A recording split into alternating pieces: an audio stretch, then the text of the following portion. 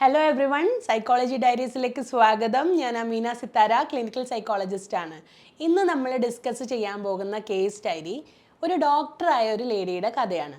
കല്യാണം കഴിഞ്ഞ് ഹസ്ബൻഡിൻ്റെ വീട്ടിലുണ്ടായ ഇഷ്യൂസിനെ കൊണ്ട് ഡിപ്രഷൻ വന്ന ഒരാളുടെ കേസ് ഡയറിയാണ്.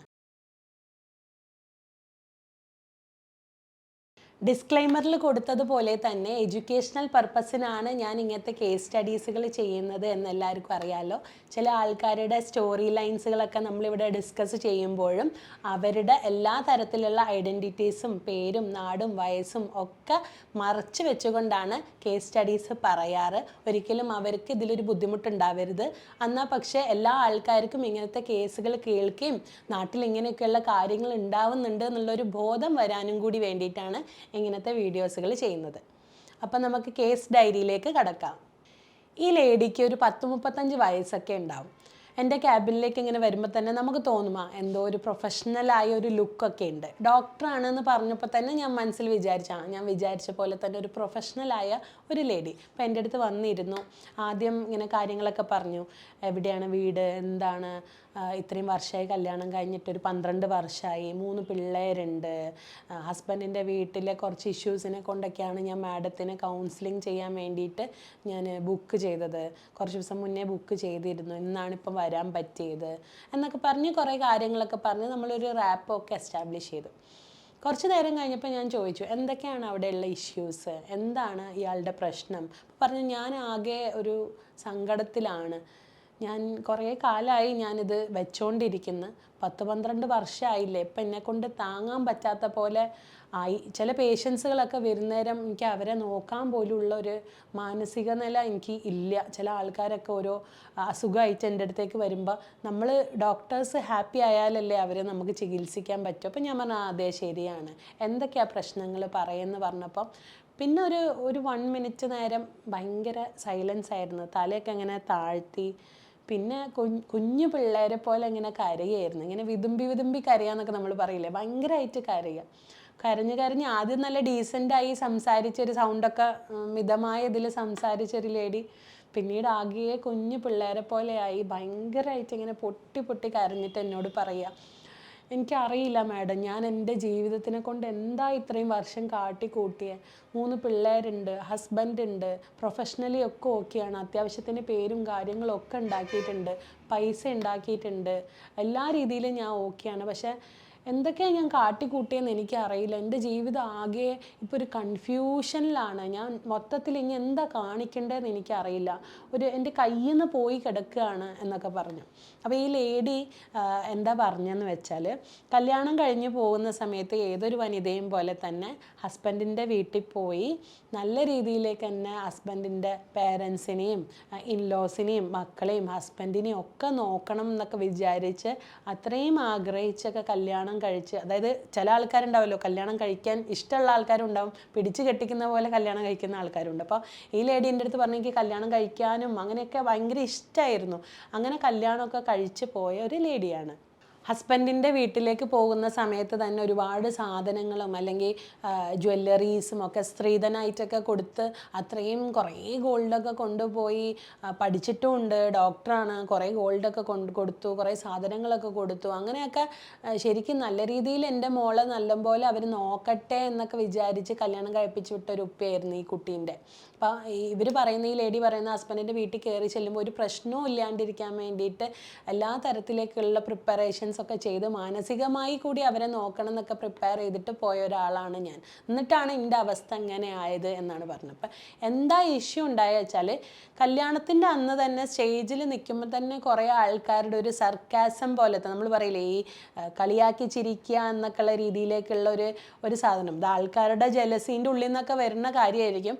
അതാ ഡോക്ടറാണ് എന്നൊക്കെയുള്ള സാധനങ്ങൾ ഉണ്ടാവുമല്ലോ, നമ്മൾ പറയും. അപ്പോൾ ഇത് ഞാൻ പറയുന്ന ഈ സാധനം ഡോക്ടേഴ്സായിട്ടുള്ള ലേഡീസിനൊക്കെ ഇത് റിലേറ്റ് ചെയ്യാൻ പറ്റുന്ന ഒരു കാര്യമാണ്. ഈ വധു ഡോക്ടറാണ് എന്ന് പറയുന്ന ഒരു സാധനം കുറച്ചൊക്കെ കോമഡി ആയിട്ട് എടുക്കുന്ന ഒരുപാട് ഫാമിലീസ് ഉണ്ട്. അപ്പോൾ ഇങ്ങനെ ഒരു കേസ് ഈ ഒരു കേസിൽ മാത്രമല്ല, ഒരുപാട് കേസുകളിൽ ഇങ്ങനെ ഒരു സാധനം ഞാൻ കണ്ടതിനെ കൊണ്ടാണ് ഇങ്ങനത്തെ ഒരു കേസ് ഇവിടെ കേസ് സ്റ്റഡി ആയിട്ട് എടുക്കാമെന്ന് വിചാരിച്ചത്. അപ്പോൾ ഈ കുട്ടിക്ക് ആ സ്റ്റേജിൽ നിന്ന സമയത്തിൽ തന്നെ ഒരുപാട് പേരിങ്ങനെ ഓരോന്നൊക്കെ പറയാൻ തുടങ്ങി, കമ്പയർ ചെയ്യാൻ തുടങ്ങി. വീട്ടിൽ കയറി വന്ന സമയത്ത് തന്നെ ഓരോ ചെറിയ ചെറിയ കാര്യങ്ങൾക്കും അല്ല നിങ്ങളെ ഡോക്ടർ മരുമോളെവിടെ എന്നൊക്കെ ചോദിക്കുമ്പോൾ നമ്മൾ സാധാരണ മരുമോളെവിടെ എന്ന് ചോദിക്കുന്നതിന് പകരം ഡോക്ടർ മരുമോളെവിടെ എന്നൊക്കെ ചോദിക്കുമ്പോൾ അമ്മായിയമ്മേനോട് ഒരാക്കി ചോദിക്കുന്ന പോലെ. അപ്പോൾ ഇവൾക്ക് തോന്നി, ഇവള് വിചാരിച്ചു എന്താണെന്നറിയില്ല, ഇനിയിപ്പോൾ എൻ്റെ അമ്മായിയമ്മേൻ്റെ സ്വഭാവം മേ ബി ആൾക്കാർക്കൊന്നും ഇഷ്ടപ്പെടാത്തൊരു ടൈപ്പ് ക്യാരക്ടർ ആയിരിക്കാം, എന്താ അറിയില്ല. ഞാൻ കഷ്ടപ്പെട്ട് പഠിച്ച ഒരു സാധനത്തിന് ഒരു ഡോക്ടർ ഡോക്ടർ എന്ന് പറഞ്ഞിട്ട് ഒരു കളിയാക്കുന്ന പോലത്തെ ഒരു കാര്യത്തിലേക്ക് ഇങ്ങനെ പോകുന്ന എന്തുകൊണ്ടാണെന്ന് ഇവർക്ക് മനസ്സിലായില്ല. അപ്പോൾ അത് കഴിഞ്ഞതിന് ശേഷം പിന്നെ ഇവളെന്തെങ്കിലും അടിച്ചു വാരുകയാണെന്നുണ്ടെങ്കിൽ ആൾക്കാർ പറയും, ഇവരുടെ വീട്ടിൽ തന്നെയുള്ള അമ്മായിമാരും ബാക്കിയുള്ളവർക്ക് പറയും, അതാ ഡോക്ടർ അടിച്ചു വാരുന്നത്, ആ ഡോക്ടർ അടിച്ചൊക്കെ വരുമോ എന്നൊക്കെ പറഞ്ഞിട്ടുള്ള തമാശകൾ. ഒരു ദിവസം ഇവൾ OP ഡ്യൂട്ടി കഴിഞ്ഞ് കുറച്ച് ഈവനിങ് ലേറ്റായി വരാൻ നേരത്ത്, അപ്പോൾ അടുത്ത വീട്ടിലെ അയൽവാസിയായ ഒരു താത്ത ഇവരെ ഉമ്മേനോട്, അതായത് മദർ ഇൻ ലോനോട് ചോദിച്ചു, എന്തേ നിങ്ങളെ മരുമോൾ ഇതുവരെ വീട്ടിൽ കയറിയില്ലേ, എൻ്റെ കോഴിക്കൾ വരെ കൂട്ടി കയറി എന്ന് പറഞ്ഞു. അപ്പോൾ ഈ ഒരു ഡയലോഗ് കേട്ടതിന് ശേഷം മദർ ഇൻ ലോ ഭയങ്കര ഡൗൺ ആവുകയും ഭയങ്കര ആകെ മുഖമൊക്കെ കനപ്പിച്ച്, ഇവൾ കയറി വരുന്ന ദിവസം കല്യാണം കഴിഞ്ഞ് കുറച്ച് ദിവസമായിട്ടേ ഉള്ളൂ, ഇവൾ വീട്ടിലേക്ക് കയറി വന്ന് ചായയൊക്കെ ആക്കാൻ നോക്കുന്ന നേരം മദർ ഇൻ ലോ മിണ്ടുന്നില്ല, മുഖമൊക്കെ ഭയങ്കര കനപ്പിച്ചൊക്കെ വെക്കുക. അപ്പോൾ ഇവർക്ക് അറിയില്ല ഇത് എന്തിനാണ് ഈ മുഖം കനപ്പിച്ച് വെക്കുന്നതെന്ന് ഇവർക്ക് അറിയില്ല. ഇങ്ങനത്തെ ഓരോ സന്ദർഭങ്ങളിൽ ഇപ്പം ചെറിയ ചെറിയ കാര്യത്തിനൊക്കെ കുറ്റം കണ്ടുപിടിക്കാൻ തുടങ്ങി.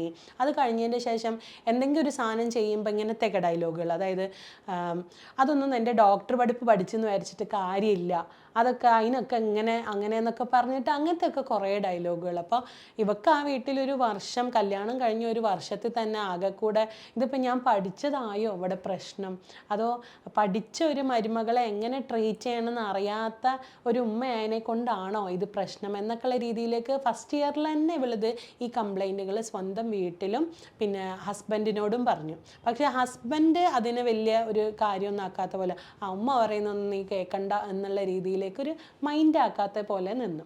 അങ്ങനെ ഓരോ ഇൻസിഡൻറ്റുകൾ വരുമ്പോഴും എന്തെങ്കിലുമൊക്കെ ചെയ്താലൊക്കെ ഇതേപോലെ ഡോക്ടർ അതിനെ കൊണ്ടിട്ട് അവൾ പഠിച്ചു എന്ന് വിചാരിച്ചിട്ട് വലിയതൊന്നുമില്ല, അവളിപ്പോൾ എന്തെങ്കിലും കാര്യത്തിന് ഗസ്റ്റ് അറ്റം വന്നിട്ടൊരു താഴേക്ക് ഇറങ്ങി വരാൻ ചിലപ്പോൾ മേ ബി കുളിക്കുകയായിരിക്കും, എന്തെങ്കിലും ചെയ്യുമായിരിക്കും, താഴേക്കത്തെ മേലത്തെ റൂമിൽ നിന്ന് താഴേക്ക് ഇറങ്ങി വരാൻ വേണ്ടി ഒരു 5 മിനിറ്റ് ലേറ്റ് ആയി കഴിഞ്ഞാൽ, ഓ നിങ്ങളെ ഡോക്ടർ മരുമോൾ എന്താ ഇത്ര ലേറ്റ് ആയത്, അല്ലെങ്കിൽ ഇവൾ ഈ ലേറ്റ് ആകുമ്പോൾ പഠിച്ചിട്ടൊന്നും കാര്യമില്ല, ആൾക്കാർ വരുന്നേരം കറക്റ്റ് സമയത്തിന് ഇറങ്ങി വരണം, ഇങ്ങനത്തെയൊക്കെ കാര്യം എല്ലാം റിലേറ്റഡ് ആക്കുക ഇവളുടെ ജോലിനെയും അല്ലെങ്കിൽ ഇവൾ ഈ പഠിച്ചതിനെ കൊണ്ടും. കുട്ടികളെ വളർത്തുന്ന നേരത്തെ അല്ലെങ്കിൽ കുട്ടികൾക്ക് എന്തെങ്കിലും ചീത്ത പറഞ്ഞ് അല്ലെങ്കിൽ കുട്ടീനെ എന്തെങ്കിലും പണിഷ്മെൻറ്റ് കൊടുക്കുന്ന സമയത്തിൽ ഈ ഹസ്ബൻഡിൻ്റെ ഉമ്മ വന്നിട്ട് പറയും, ഇങ്ങനെയൊന്നുമല്ല കുട്ടീനെ വളർത്തുക, അതിന് ഇപ്പോഴത്തെ പുതിയ ജാതി ആൾക്കാരല്ലേ ഓരോ ടൈപ്പ് പഠിപ്പും പഠിച്ചിട്ട് വരും, എല്ലാം നിങ്ങൾക്ക് മനസ്സിലാവേണ്ടറിയില്ല, എല്ലാ സാധനവും ചുറ്റിപ്പറ്റി ഈ ലേഡിയുടെ ഈ എഡ്യൂക്കേഷണൽ ക്വാളിഫിക്കേഷനെയും അല്ലെങ്കിൽ ഈ ഡോക്ടർ ആയതിനെ കൊണ്ടിട്ടാണല്ലോ ഇപ്പം എൻ്റെ ലൈഫ് കുളമായെന്ന് ആലോചിക്കുന്ന തരത്തിലേക്കായി കാര്യങ്ങളുടെ പോക്ക്. കല്യാണം കഴിഞ്ഞ് ഏകദേശം ഇപ്പോൾ 12 വർഷമായിട്ടുണ്ടാവും. അപ്പോൾ നിങ്ങൾക്ക് ഇമാജിൻ ചെയ്യാൻ പറ്റും 3 കുട്ടികളുണ്ട്. ഓരോ പ്രസവത്തിന് പോകുമ്പോഴും കുട്ടീനെ വളർത്തുമ്പോഴും ഓരോ കല്യാണങ്ങൾക്ക് പോകുമ്പോഴും വീട്ടിൽ ഓരോ പ്രശ്നം ഉണ്ടാകുമ്പോഴും ഫങ്ഷൻസ് ഉണ്ടാകുമ്പോഴും ഒക്കെ ത്രൂ ഔട്ട് ഇതേപോലെ ഇപ്പോൾ ഒരു വർഷത്തെ കഥയാണ് ഞാനിപ്പോൾ പറഞ്ഞത്. ത്രൂ ഔട്ട് ഈ 12 ഇയേഴ്സ് ആയിട്ട് ഇവളിങ്ങനെ കേട്ട് കേട്ട് കേട്ട് കേട്ട് കേട്ട് എല്ലായ്പ്പോഴും എന്തിനാ പ്രശ്നം എന്നറിയാതെ മദർ ഇൻ ലോ മുഖം ഇങ്ങനെ വീർപ്പിച്ചിരിക്കുക. ഹസ്ബൻഡിനോടാണെങ്കിൽ ചോദിച്ചാൽ എനിക്കറിയില്ല ഉമ്മ എന്തിനാ മുഖം വീർപ്പിച്ചിരിക്കണം, നീ ഒക്കെ നല്ലപോലെ നിൽക്കുക, അതൊന്നും നീ കാര്യമാക്കണ്ട, അതൊന്നും മൈൻഡ് ചെയ്യണ്ട എന്ന് പറയില്ലാതെ ഹസ്ബൻഡ് അതിൽ ഇടപെട പോലും ചെയ്തിട്ടില്ല. അല്ലെങ്കിൽ നമ്മൾ ഹസ്ബൻഡ് ഇടപെട്ട് പ്രശ്നമാവണ്ടെന്ന് ചിലപ്പോൾ ഹസ്ബൻഡ് വിചാരിച്ചിട്ടുണ്ടാവുമായിരിക്കും. ഒരു ദിവസം എന്താ സംഭവിച്ചത് വെച്ചാൽ, അപ്പോൾ ഈ പേഷ്യൻ്റ് എൻ്റെ മുന്നിൽ ഇരുന്ന് ഇങ്ങനെ പറയുകയാണ്, ഒരു ദിവസം എന്താ സംഭവിച്ചത് വെച്ചാൽ എൻ്റെ കയ്യിൽ നിന്ന് ആകെ പോയി, ഞാൻ ആകെ വയലൻ്റ് ആയ പോലെ ശരിക്കൊരു ഭ്രാന്തീനെ പോലെ എനിക്ക് എന്തോ ഒന്ന് പറഞ്ഞ സമയത്ത് ഉമ്മ എന്നെ എന്തോ പറഞ്ഞപ്പോൾ ഞാൻ ഭയങ്കരമായിട്ട് പൊട്ടിത്തെറിച്ച്, കുറേ കാലമായി മനുഷ്യൻ്റെ 12 കൊല്ലമായി മനുഷ്യ ഇത് സഹിക്കാൻ തുടങ്ങിയിട്ട് എന്നൊക്കെ പറഞ്ഞ് ഇവൾ ഉമ്മേൻ്റെ മുടിയൊക്കെ പിടിച്ച് വലിച്ച്, നമ്മൾ പറയാം ശരിക്കും സൈക്കോ പോലെ എന്നൊക്കെ പറഞ്ഞ പോലെ ആകെ മുഖത്തിലൊക്കെ ഉമ്മേനെ മാന്തി വലിച്ച് കൈയൊക്കെ തിരിച്ച് അവൾ താഴെയൊക്കെ ഇട്ട് ശരിക്കൊരു വയലൻ്റ് ആക്ട് അവിടെ നടന്നുപോയി. അതാണെങ്കിൽ ഈ കുടുംബത്തിൽ ജോയിൻറ്റ് ഫാമിലി അതിനെക്കൊണ്ട് എല്ലാവരും കണ്ട് അവൾ പറയാം എൻ്റെ അടുത്ത്, ഇത്രയും കാലങ്ങളായി ഞാൻ സഹിച്ച് രാവിലെ ജോലിക്ക് പോണേ മുന്നേ വീട്ടിലെല്ലാ ഫുഡും ഉണ്ടാക്കി വെച്ച് മക്കളെ കാര്യം നോക്കി തിരിച്ച് വന്നു കഴിഞ്ഞാൽ വേഗം വന്ന് ചായ ഉണ്ടാക്കി എല്ലാ കാര്യങ്ങളും ചെയ്ത് അലക്കാനുള്ളത് അലക്കി വീട് വൃത്തിയാക്കി എല്ലാ ജോലിയും കാര്യങ്ങളും ഒക്കെ ഞാൻ ചെയ്ത് ഇത്രയും കാലം ഞാൻ കെട്ടുപടുത്ത് കൊണ്ടുവന്ന ആ ഒരു സാധനം ഉണ്ടല്ലോ, അത് ആ ഒരു നിമിഷത്തിൽ എൻ്റെ കയ്യിൽ നിന്ന് കൺട്രോൾ പോയിട്ട് ആകെ ഞാൻ മൊത്തം വയലൻ്റ് ആയിപ്പോയി. പിന്നെ എന്താ ചെയ്തതെന്നൊന്നും എനിക്കറിയില്ല. ഹസ്ബൻഡ് പിടിച്ച് മാറ്റി, പിന്നെ അമ്മായിമാരും എല്ലാവരും കൂടി ഇടപെട്ടു. ഉമ്മ എന്തൊക്കെയോ എന്നെ തിരിച്ച് വിളിച്ചു പറഞ്ഞു. അങ്ങനെ ഇപ്പം ഞാൻ എൻ്റെ വീട്ടിലാണുള്ളത്. കുറച്ച് കാലമായി ഞാൻ എൻ്റെ വീട്ടിലാണ്. ഒരു 6-7 മന്ത്സ് ആയിട്ട് എൻ്റെ വീട്ടിലാണ്. മക്കൾ എൻ്റെ കൂടെയാണുള്ളത്. പിന്നെ മൂത്ത മോന് ചിലപ്പോൾ അവിടെ പോയി വരും. എൻ്റെ ഉപ്പ ചിലപ്പോൾ അവിടെ കൊണ്ടാക്കും, തിരിച്ച് കൂട്ടി കൊണ്ടുവരും. അപ്പം ഞാൻ ചോദിച്ചു, എന്താണ് ഇപ്പോൾ ഒരു സ്റ്റാൻഡ്, ഹസ്ബൻഡ് എന്ത് പറയുന്നു? എനിക്കറിയില്ല ഹസ്ബൻഡ് എന്താ പറയുന്നത് എന്നുള്ളത്, എനിക്ക് അറിയാനായിട്ട് പറ്റണില്ല. ഹസ്ബൻഡ് ഉമ്മ അറിയാതെ ചിലപ്പോൾ ഞങ്ങളെ കാണാൻ വരും. അപ്പോൾ ഉമ്മയ്ക്ക് അറിയാം നിങ്ങൾ എന്നെ കാണാൻ വന്നതെന്ന് ചോദിച്ചാൽ അവിടെ ആരോടും ഞാൻ പറയലില്ല എന്ന് പറഞ്ഞു. ഞങ്ങളെ പുറത്ത് കൊണ്ടുപോകും. ഞങ്ങളിപ്പോൾ അവരറിയാണ്ടൊരു ട്രിപ്പൊക്കെ പോയി. പക്ഷേ ഇപ്പം നല്ല ഹാപ്പിയാണ്. ഹസ്ബൻഡും ഞാനുമായിട്ടുള്ള ലൈഫൊക്കെ ഇപ്പോൾ എത്രയോ സ്മൂത്ത് ആയിട്ടുണ്ട്. എന്താ വെച്ചാൽ എപ്പോഴും ഞാനിങ്ങനെ ട്രോമയിലാവുമ്പോൾ നമ്മുടെ ഒരു ഹാപ്പി ലൈഫ് ഉണ്ടാവില്ലല്ലോ. അപ്പോൾ ഇപ്പോൾ എൻ്റെ വീട്ടിലതിനെ കൊണ്ട് ഇടയ്ക്കിടയ്ക്ക് എനിക്ക് എൻ്റെ പ്രൊഫഷണൽ ഹോസ്പിറ്റലിൽ പോകാൻ പറ്റുന്നുണ്ട്, എല്ലാ കാര്യങ്ങളും ചെയ്യാൻ പറ്റുന്നുണ്ട്, കുട്ടീനെ നോക്കാൻ പറ്റുന്നുണ്ട്, എല്ലാ കാര്യത്തിലും സ്മൂത്താണ്. പക്ഷേ എന്താണ് ഇനി നെക്സ്റ്റ് ഒരു ഭാവി എന്നുള്ള കാര്യം അറിയില്ല.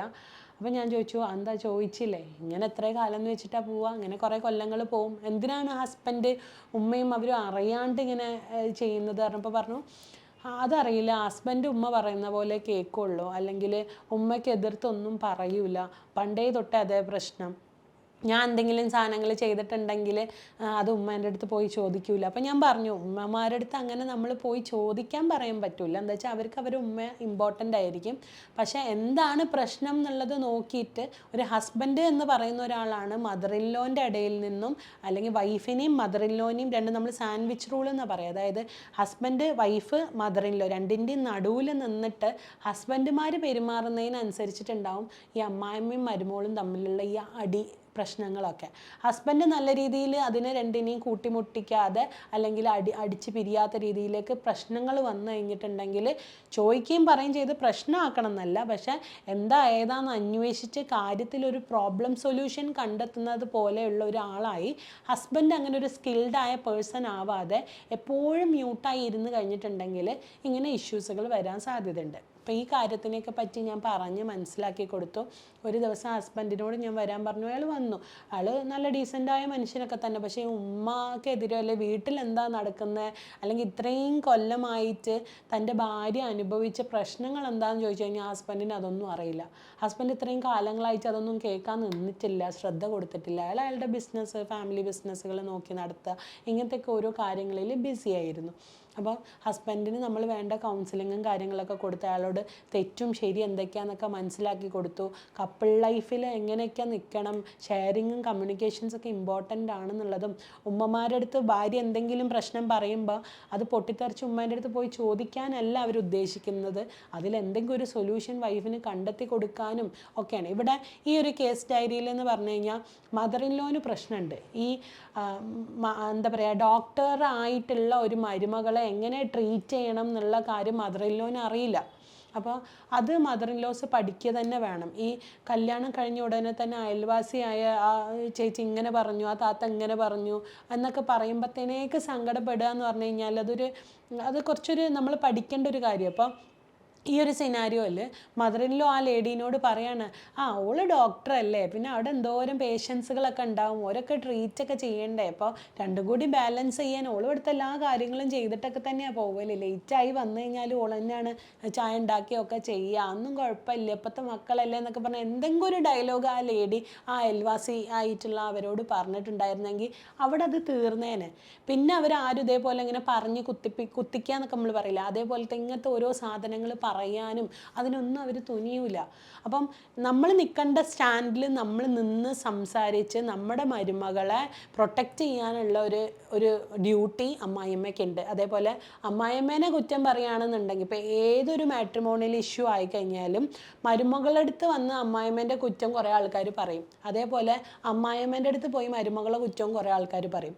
ഇവർ തമ്മിലൊരു ടൈപ്പ് ഉണ്ടാവണം. ഇതൊക്കെ കുത്തിക്കാൻ വേണ്ടി പറയുന്നതാണെന്നുള്ളൊരു ബോധം ഇവർക്ക് ഉണ്ടാവണം. അല്ലാതെ അറിയാതെ ഈസിലി ഇൻഫ്ലുവൻസ്ഡ് ആയിട്ട് പോയിട്ടാണോ ഉമ്മ ഇങ്ങനത്തെ ഒക്കെ ടൈപ്പാലോ അതിനെപ്പറ്റി അങ്ങനെ പറഞ്ഞോ, നമ്മൾ ലളിതമായ ഭാഷയിൽ നമുക്ക് ചോദിക്കാം ഉമ്മ ഇങ്ങനെയൊക്കെ അവർ പറഞ്ഞ് ചിലപ്പോൾ മേ ബി കണ്ണിക്കടി കൊണ്ട് പറഞ്ഞതായിരിക്കും അല്ലേ എന്നൊക്കെ പറഞ്ഞ് അങ്ങനെ നിങ്ങൾ തമ്മിലൊരു ഫ്രണ്ട്ഷിപ്പ് ഉണ്ടായിട്ടില്ലെങ്കിൽ പുറത്തുള്ള ആൾക്കാർ ഇതിൽ ഗെയിം കളിക്കും.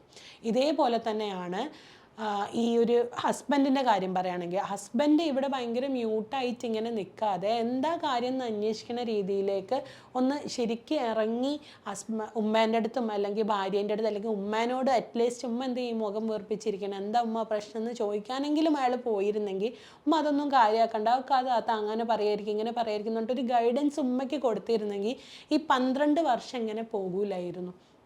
അപ്പോൾ ഒരു സ്കില്ല് എന്ന് പറയുന്ന സാധനം കല്യാണം കഴിഞ്ഞൊരു മരുമകളെ ട്രീറ്റ് ചെയ്യുന്ന രീതിയിലേക്ക് ഒരു സ്കില്ല് എന്ന് പറഞ്ഞു കഴിഞ്ഞിട്ടുണ്ടെങ്കിൽ അത് ഉണ്ടാക്കിയെടുക്കേണ്ട ഒരു സാധനമാണ്. ഇപ്പോൾ ഹസ്ബൻഡിൻ്റെ റെസ്പെക്റ്റ് എന്ന് പറഞ്ഞു കഴിഞ്ഞാൽ ഇപ്പോൾ ഭാര്യ വീട്ടിൽ ഹസ്ബൻഡ് വന്നു കഴിഞ്ഞാൽ ഹസ്ബൻഡിന് എന്തെങ്കിലും ഒരു ഡിസ്റെസ്പെക്റ്റ് പോലെ എന്തെങ്കിലും സാധനങ്ങൾ നടന്നു കഴിഞ്ഞിട്ടുണ്ടെങ്കിൽ ആ വൈഫാണ് വൈഫിൻ്റെ വീട്ടുകാരോട് എന്താ എൻ്റെ കാക്കനോട് ഇങ്ങനെ ചെയ്തത്, നിങ്ങളെന്താ അങ്ങനെ പറഞ്ഞത്, ഉപ്പ എന്താ കൈ കൊടുക്കാഞ്ഞ്, ഉപ്പ എന്താ കയറി വരുമ്പോൾ സലാം പറയാഞ്ഞ് എന്നൊക്കെ ചോദിച്ചിട്ട് വൈഫാണ് അവിടെ ഒരു പ്രൊട്ടക്ഷൻ അല്ലെങ്കിൽ ഒരു റെസ്പെക്റ്റ് ഉണ്ടാക്കിയെടുക്കേണ്ടത്. അതേപോലെ തന്നെ ഈക്വലി ഹസ്ബൻഡിൻ്റെ വീട്ടിൽ ഒരു ഭാര്യയ്ക്ക് റെസ്പെക്റ്റ് ഇല്ലെങ്കിൽ, റെസ്പെക്റ്റാണ് മെയിനായിട്ടുള്ളൊരു സാധനം, നമ്മൾ മനുഷ്യനാണ് എന്നുള്ളൊരു റെസ്പെക്റ്റ് നമ്മളവിടെ കൊടുക്കേണ്ടത്. അപ്പോൾ ഹസ്ബൻഡ് എന്ന് പറഞ്ഞു കഴിഞ്ഞാൽ ഈ ഒരു കാര്യത്തിൽ എൻ്റെ ഭാര്യയ്ക്ക് അവിടെ റെസ്പെക്റ്റ് കിട്ടുന്നില്ല അല്ലെങ്കിൽ ഇങ്ങനത്തെ ഒരു ഇഷ്യൂ ഉണ്ടെന്ന് കാണുമ്പോൾ അവർക്ക് അവരുടേതായ റെസ്പെക്റ്റ് ഉണ്ടാക്കി കൊടുക്കാൻ വേണ്ടിയിട്ട് ഒരു പങ്ക് ഹസ്ബൻഡിനുണ്ട്. അതിന് വേണ്ടി നമ്മൾ എഫേർട്ട് എടുക്കണം.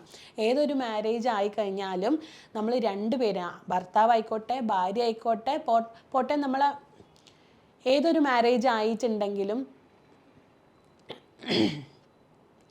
ഏതൊരു മാരേജ് ആണെന്നുണ്ടെങ്കിലും ഹസ്ബൻഡ് ആയിക്കോട്ടെ വൈഫ് ആയിക്കോട്ടെ മദർ ഇൻ ലോ ആയിക്കോട്ടെ ഫാദർ ഇൻ ലോ ആയിക്കോട്ടെ സിസ്റ്റർ ഇൻ ലോ ആയിക്കോട്ടെ ആരും ആയിക്കോട്ടെ ഒരു മാരേജ് സക്സസ്ഫുള്ളി മുന്നോട്ടേക്ക് പോകാൻ വേണ്ടി എല്ലാവർക്കും ഇതിൽ പങ്കുണ്ട്. എല്ലാവർക്കും സ്കില്ല് വേണം. എല്ലാവരും നല്ല രീതിയിൽ എഫേർട്ട് എടുത്ത് കഴിഞ്ഞിട്ടുണ്ടെന്നുണ്ടെങ്കിൽ ഒരു കപ്പിൾ ലൈഫ് അല്ലെങ്കിൽ ഒരു ഫാമിലി ലൈഫ് അടിപൊളിയാവുള്ളൂ. അല്ലാതെ പാസീവ്ലി നമ്മൾ ആ കാര്യം നമ്മൾ മൈൻഡ് ചെയ്യേണ്ട. കുറേയൊക്കെ നമ്മൾ ബെഡ്റൂം സീക്രറ്റ്സ് പുറത്ത് പറയില്ല അല്ലെങ്കിൽ പുറത്തുള്ള ആൾക്കാർ അതിലേക്ക് ഇടപെടാൻ വരാൻ പാടില്ല. എന്നിരുന്നാലും എന്തോ ഒരു പ്രശ്നമുണ്ട് ഞാനൊന്ന് ചോദിച്ചേക്കാം എന്നുള്ള ഒരു അവസ്ഥയിലേക്കുള്ള എന്തെങ്കിലും സാധനങ്ങൾ കാണുകയാണെന്നുണ്ടെങ്കിൽ നിങ്ങൾക്ക് മയത്തിൽ എന്താ വിഷയം, എന്താ പ്രശ്നം, എന്താണ് എന്നൊക്കെ ചോദിക്കാനായിട്ട് പറ്റും. അത് ആരായാലും ഹസ്ബൻഡിൻ്റെ സിസ്റ്റർ ആയാലും ശരി, നിങ്ങൾക്ക് ആ ഒരു സൗഹൃദം ഉണ്ടായി കഴിഞ്ഞാലേ എല്ലാവർക്കും അടിപൊളിയായൊരു ലൈഫ് ഉണ്ടാവുള്ളൂ. അപ്പോൾ ഇന്നത്തെ കേസ് ഡയറി ഇവിടെ അവസാനിക്കുകയാണ്. ഈ കേസിൽ എല്ലാവർക്കും ഒരു ഗുണപാഠം കിട്ടിയിട്ടുണ്ടാവും എന്ന് വിചാരിക്കുന്നു. എങ്ങനെയാണ് ഒരു മാരേജ് ലൈഫിൽ ഇൻലോസ് നിൽക്കേണ്ടതെന്നും എങ്ങനെയാണ് ഒരു പ്രൊഫഷണലായ ഒരു മരുമോൾ വന്നു കഴിഞ്ഞിട്ടുണ്ടെന്നുണ്ടെങ്കിലുള്ള പ്രശ്നങ്ങളെ തരണം ചെയ്യേണ്ടതെന്നൊക്കെ എല്ലാവർക്കും ഏകദേശം ഒരു ഐഡിയ കിട്ടിയെന്ന് വിചാരിക്കുന്നു. ഇത്തരത്തിലുള്ള എന്തെങ്കിലും പ്രശ്നങ്ങളൊക്കെ ഉണ്ടെങ്കിൽ നിങ്ങൾക്ക് തന്നെ സോൾവ് ചെയ്യാൻ പറ്റുന്നില്ലെങ്കിൽ ഒരു സൈക്കോളജിസ്റ്റിൻ്റെ ഹെൽപ്പ് തേടിയിട്ട് നിങ്ങൾക്ക് ഈ കാര്യങ്ങളൊക്കെ ചർച്ച ചെയ്ത് ഗൈഡൻസ് എടുത്ത് സൊല്യൂഷൻ എടുക്കാൻ പറ്റുന്നതാണ്. ഇവിടെ ഉമ്മേനെ കൊണ്ടുവരണമെന്നോ ഒന്നുമില്ല. ഹസ്ബൻഡും വൈഫും വന്നിട്ട് തന്നെ ഈ ഒരു കേസിൽ എനിക്ക് സൊല്യൂഷൻസ് കണ്ടെത്തി കൊടുക്കാനും അവരുടെ ലൈഫിൽ പിന്നീട് ഓരോ വിഷയങ്ങൾ മാറ്റി ഹസ്ബൻഡിനെ കൊണ്ട് ചില സ്കില്ലുകളൊക്കെ ട്രെയിൻ ചെയ്ത് ഹസ്ബൻഡിൻ്റെ ഉമ്മേനെ പറഞ്ഞ് മനസ്സിലാക്കി ഈ ലേഡീനെ തിരിച്ച് വീട്ടിലേക്ക് കൊണ്ടുപോകാനും അവരുടെ ലൈഫ് ഹാപ്പിയായി മുന്നോട്ട് പോകുന്നത് കാണാനും ഒരു സൈക്കോളജിസ്റ്റായി എനിക്ക് പറ്റി. അപ്പോൾ അതേ രീതിയിലേക്കുള്ള പ്രശ്നങ്ങൾ ആർക്കെങ്കിലും കാണുകയാണെങ്കിൽ നിങ്ങൾ അത്തരത്തിലുള്ള ഗൈഡൻസും കാര്യങ്ങളൊക്കെ കൊടുക്കുക. എല്ലാവർക്കും നല്ലൊരു ഹാപ്പി ലൈഫ് ഉണ്ടാവട്ടെ എന്ന് പറഞ്ഞുകൊണ്ട് നിർത്താം.